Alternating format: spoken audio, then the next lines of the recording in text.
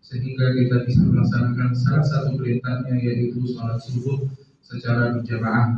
Salawat alaihi salam kita sampaikan kepada manusia terbaik di permukaan bumi, yakni Nabi Muhammad sallallahu alaihi wasallam beserta para keluarganya, para sahabatnya, para tabi'in, atba'ut tabi'in, serta umat yang senantiasa istiqamah menjalankan sunnah beliau hingga akhir zaman.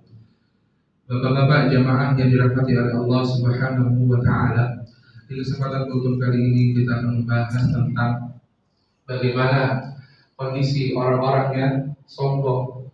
Mobil khusus kejadian kemarin di Amerika Serikat, di Los Angeles, bagaimana ketika seorang pemimpin presiden yang berkata dengan sombongnya ingin menjadikan Timur Tengah sebagai neraka, lantas Allah balas dengan seketika itu juga.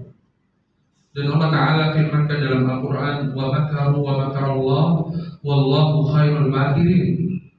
Orang-orang kafir itu, orang-orang yang sombong itu, mereka itu pandai membuat makar, tapi mereka lupa bahwa ada zat yang maha membuat makar, yaitu Allah Jalla wa'ala. Oleh karenanya orang-orang yang sombong pasti berakhir dengan tragis, sebagaimana Firaun yang mana dia mengatakan ana rabbukumul a'la, saya adalah Tuhan semesta alam, Tuhan yang maha tinggi. Di akhir hayatnya dia ditenggelamkan bersama pengikutnya oleh Allah Jalla wa'ala. Ketika sakaratul maut datang kepada Firaun, dia ingin berkata, saya beriman kepada Tuhannya Nabi Musa dan Nabi Harun. Allah lempar mulutnya dengan batu. Sejatinya diri kita, Pak, adalah mayit, jasad. Kalau tidak ada roh di dalam tubuh kita, sejatinya kita akan kembali ke tanah. Allah Ta'ala firmankan dalam Al-Quran, kullu nafsin dha'iqatul maut. Setiap yang bernyawa, setiap jiwa pasti akan menemui yang namanya kematian. Walan yuakhirallahu nafsan idza jaa ajalha. Apabila ajal telah sampai kepada seorang hamba atau seorang makhluk, maka tidak akan bisa yang namanya diawalkan atau diakhirkan. Walaupun kita berlindung di balik benteng yang kokoh, kematian akan datang kepada kita semua. Oleh karenanya, Pak, sejatinya kita ini mayit. Setiap hari, setiap bulan ada saja orang yang Allah panggil.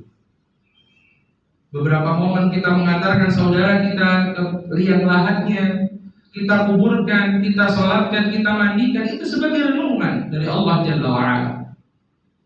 Allah Ta'ala firmankan di dalam surah Al-Furqan ayat 54, bagaimana manusia dalam proses penciptaannya. Allah Ta'ala berfirman, wa huwa alladhi khalaqa minal ma' bashara, dan dialah, yaitu Allah, yang menciptakan manusia dari air mani.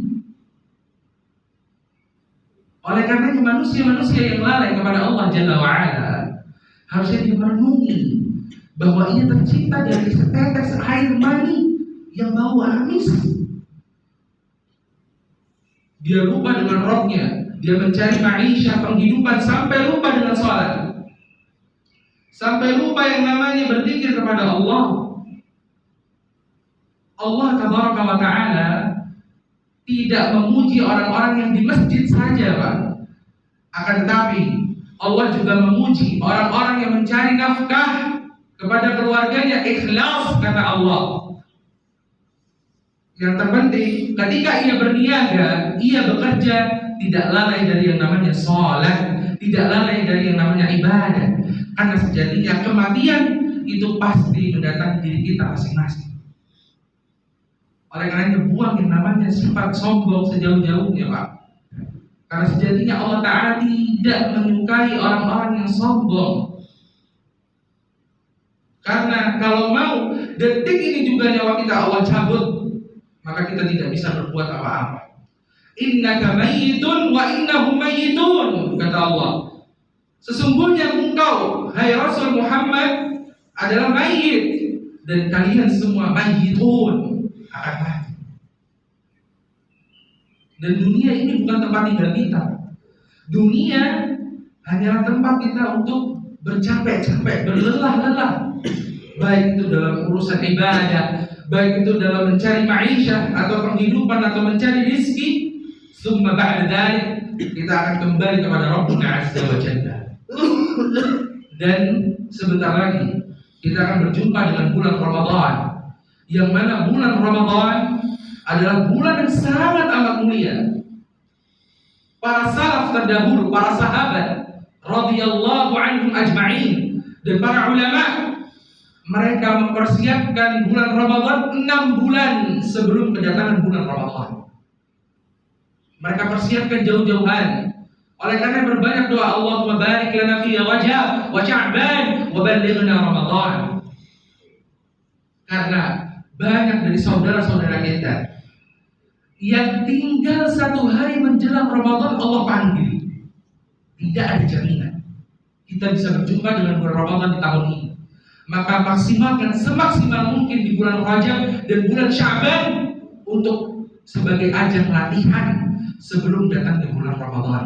Karena tidak ada jaminan di tahun ini kita bisa berjumpa dengan bulan Ramadan, yang mana bulan Ramadan adalah bulannya ibadah, bulannya penghapusan dosa, bulannya pembebasan dari api neraka, bulannya kembalinya bersihnya manusia dari yang namanya dosa-dosa dan kemaksiatan.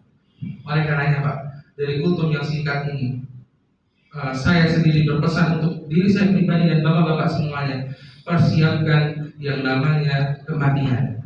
Persiapkan yang namanya kematian, karena ajal itu datangnya tiba-tiba. Kalau ada orang yang mengatakan bahwa masuk surga karena rahmat Allah, iya betul. Tapi cara memperoleh rahmat Allah adalah dengan beribadah kepadanya, melaksanakan perintahnya, dan menjauhi apa-apa yang Allah Tabaraka wa Ta'ala larang kepada hambanya. Dan kemudian kita semaksimal mungkin untuk berlatih sebelum berjumpa dengan bulan Ramadan, dan memperbanyak doa, istighfar, serta zikrullah agar Allah Ta'ala sampaikan kita dengan bulan yang penuh dengan kemuliaan ini, yaitu bulan Ramadan. Ini saja yang bisa saya sampaikan, kurang dan lebihnya mohon maaf. Apabila terdapat kebenaran itu datangnya dari Allah Jalla wa'ala, dan apabila terdapat kesalahan itu dari kebodohan saya pribadi dan dari syaitan. Untuk kesempurnaan majelis kita tutup dengan doa kafaratul majelis. Subhanakallahumma wa bihamdika asyhadu an la ilaha illa anta astaghfiruka wa atubu ilaik. Wassalamualaikum warahmatullahi wabarakatuh.